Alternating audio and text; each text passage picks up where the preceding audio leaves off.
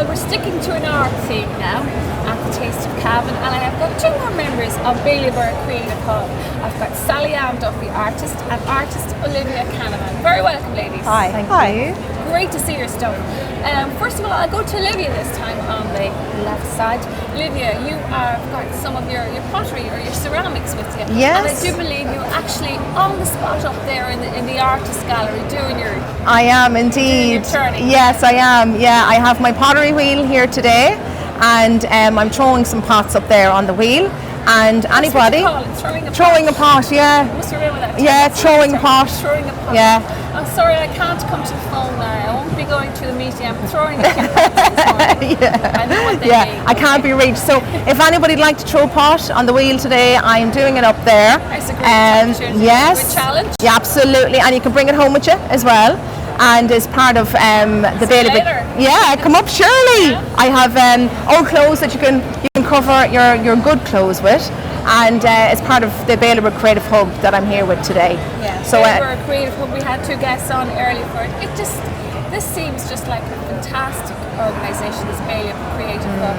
It has given so many artists the where, the which and the wow to get the project out there, Sally Ann. Yes, absolutely. You are an artist and you are involved mostly in textiles. I am, yes. And regarding the Creative Hub, I'm one of the founding members of the hub. And we set up the hub. Is it all ladies? I'm getting No, the feeling no, it's not all ladies. We set up the hub because we felt there was something missing in our community in terms of support for artists. So we had our first meeting in January, and we had this January we had over 20 people turn up at our first meeting, and we've gone from strength to strength. We've had lots of projects, and we're continuing to be very busy supporting artists, mutually supporting each other. So give me an idea of how many are in the group. We have a core group probably of about 12 people working in all sorts of ways with painting, textiles, ceramics, photography, poetry. And we had a very successful poetry day back in May and made the national news. Yes, I was just going to say, I heard it. I heard all about it on the way to work one day. I said, I wish I was there. We had a fantastic day.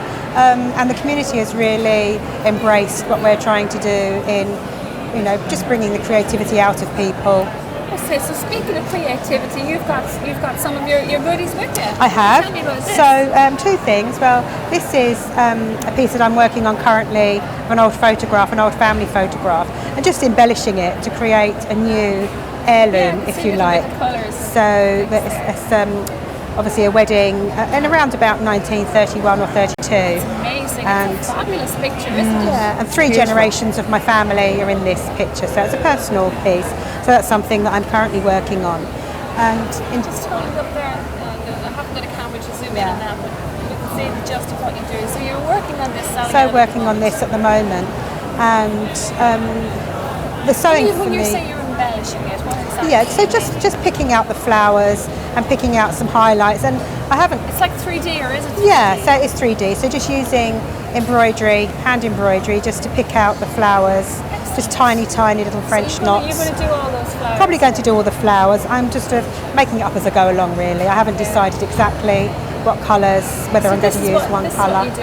This is what I do. I mean, sewing for me is really important because I find that it's almost meditative in terms of you get lost when you're sewing, and I spend a lot of time just sewing and with my thoughts, and find it's really good for my inner well-being.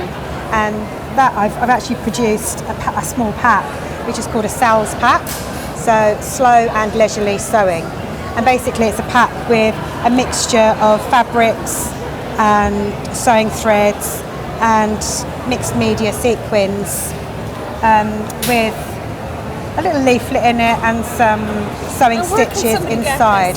They can get this on our stand, and this is really just a starter pack for people to get started in sewing and to find out for themselves just how good it is for you.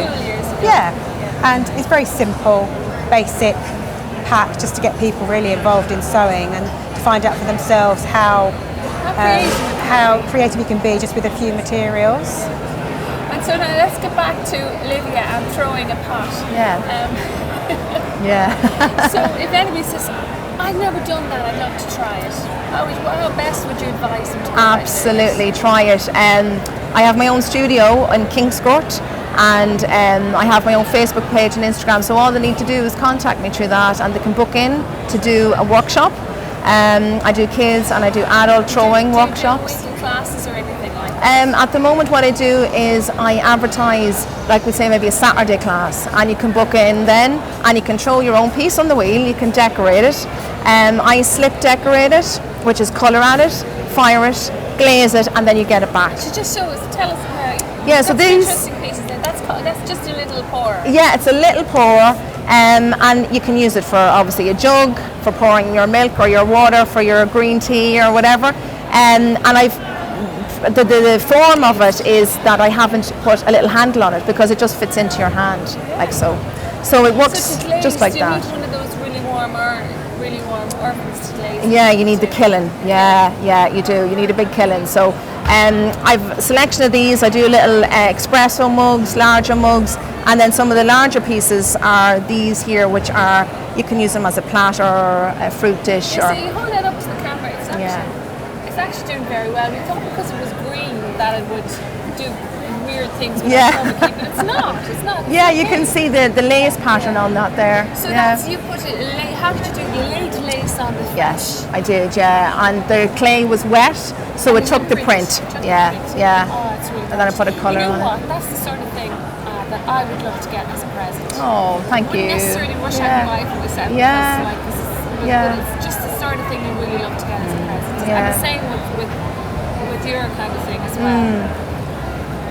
Wonderful stuff. Now this Bailey Burr Creative Hub, do you find really that it's given you as artists a new lease of life?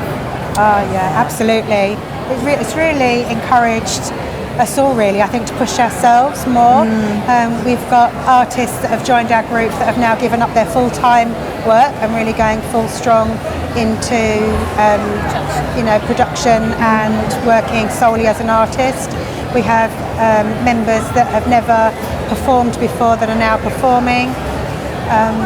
We're all having solo exhibitions. The group are so talented that everybody, whichever their genre or their medium is, are able to provide workshops. So we're available to schools and anybody really that wants to do workshops. How does it work? Do you just join the group or whatever? Do you have weekly meetings, or how does it work out? So Yeah. if I come along and I say, well, I want to read poetry, how do I go about doing that? Yeah, absolutely. Well, we do. We've meetings usually monthly, every 6 weeks, and we meet as a group in Bailey Burr. Yeah, and you can bring your work along, and you can explain to the group about your work if you wish, and introduce yourself that way. And then from that, we kind of plan what we intend to do then over the next few months. Yeah. So if anybody wants to contact or have a look at Bailey Burr Creative Hub, they can just go online. They can Google BB Creative Hub, and we have a Facebook page. BB Creative Hub. So, and we have a Facebook page, and we have a website also, which is in development, just starting to get that going, and they can find us that way. Seem to be working on projects constantly, so there's always something going on, and you can dip in and out as you see fit, really, that suits you. There's no cost or anything to join the group. There's no criteria, only that you're interested in doing something creative. So whether you're an artist that's already working or that you really want to get back into art, we also have people that have not done anything creative for 20 plus years that are now starting to do more things. So it's open to everybody, and find the details on our Facebook page and on our website.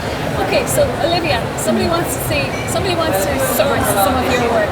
Yeah, absolutely. I am on Instagram, and I'm also on Olivia's Cottage Crafts on Facebook.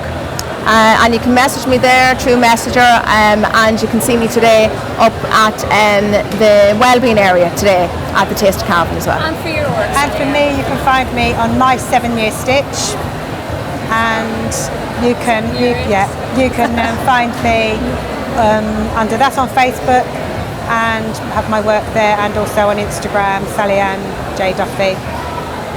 Well done, ladies. Thank you so much for talking to us about the Taste of Cavan. Thank you. It's just just a taste of Cavan. It's the feel of Cavan as well, the look of Cavan. It's great work, and it's lovely to see as well. And it's just more than a food festival. It's a life festival, really, isn't it? Definitely, Every aspect. definitely. Yeah. Thank you so much to Áine Duffy and to Olivia Canavan for talking to us on the Taste of Cavan. Thank you very much. Thank you. Thanks very much.